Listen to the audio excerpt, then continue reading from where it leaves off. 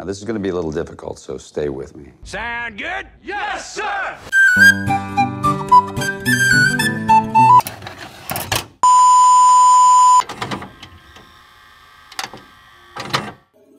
Today's Mama Pop question is, what picture do you think nominated in this year's Oscars should win Best Picture?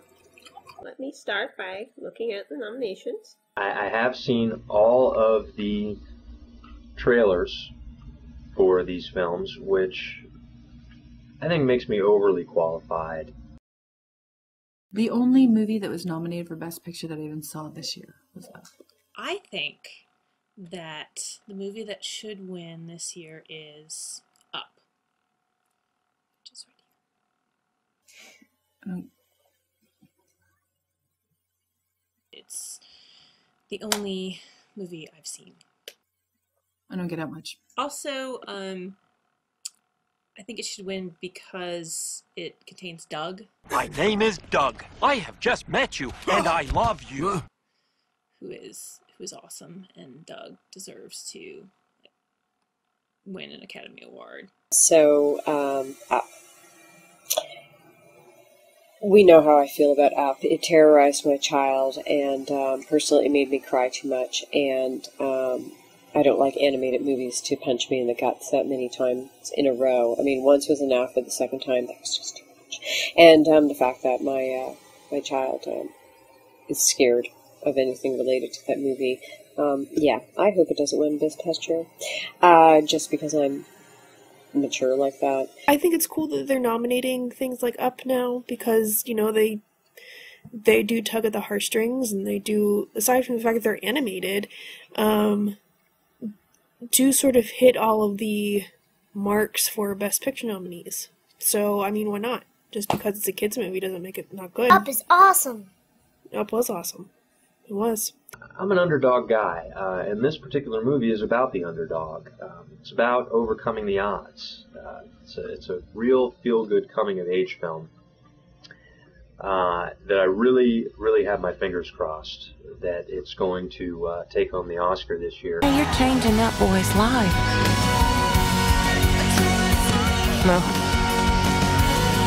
He's changing mine. And of course, I'm talking about Inglourious Bastards. I only saw one movie that's nominated for anything this year, and that's Inglourious Bastards. And I hope it wins some awards because I thought it was really good. You know, I could have done less with the meh, meh, meh, meh, I own a movie house, meh, meh, meh, meh. And it had it focused more on the Inglourious Bastards themselves beating on Nazis. Not to be a critic, because it was good, but a little more bear Jew clubbing Nazis, I think, was required. 99999. However, the villain was fantastic. Better than Alan Rickman, I think, in Die Hard, which is no small feat because Alan Rickman in Die Hard was awesome. I don't think anyone can argue that. In fact, I think he's the best villain in movie history. You can read that on a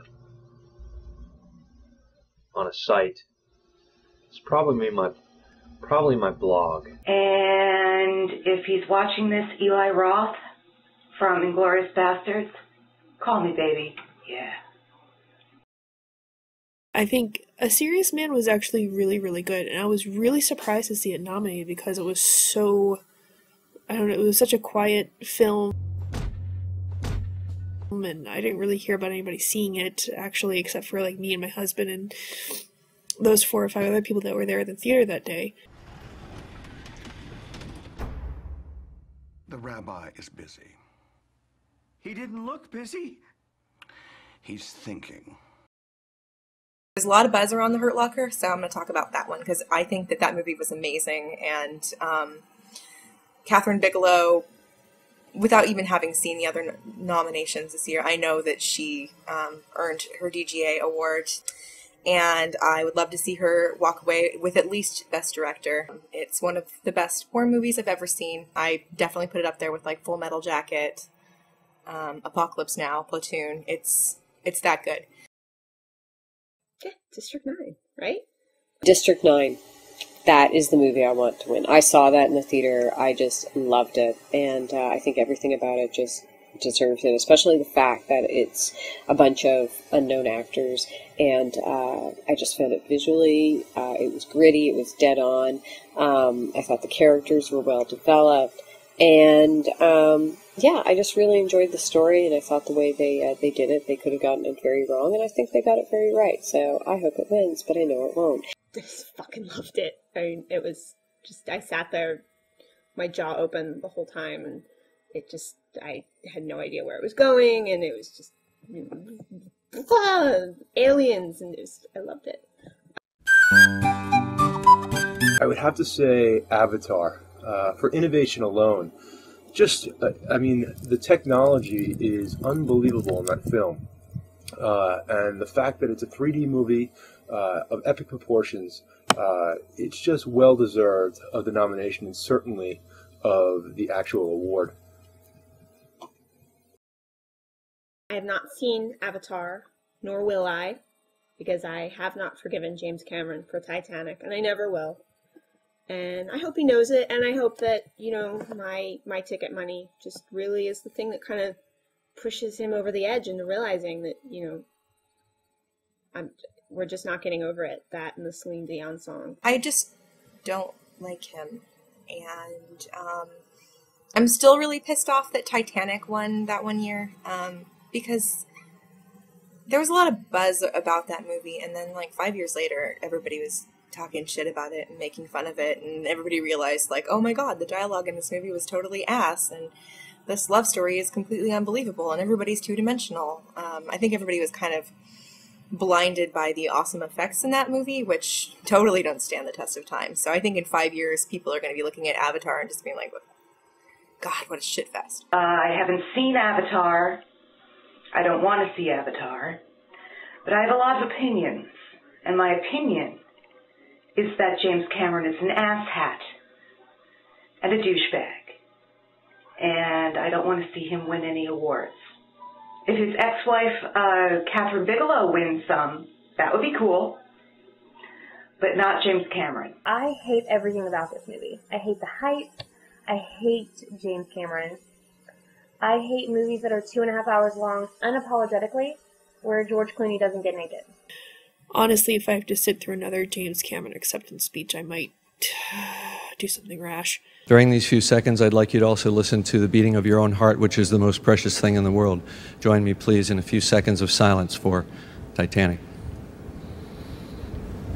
You know, with all that said, I may still see it, only because I like a little credibility behind my rant.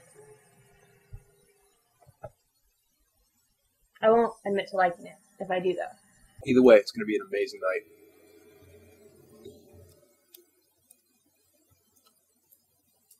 Have a good time. Either way. Bye.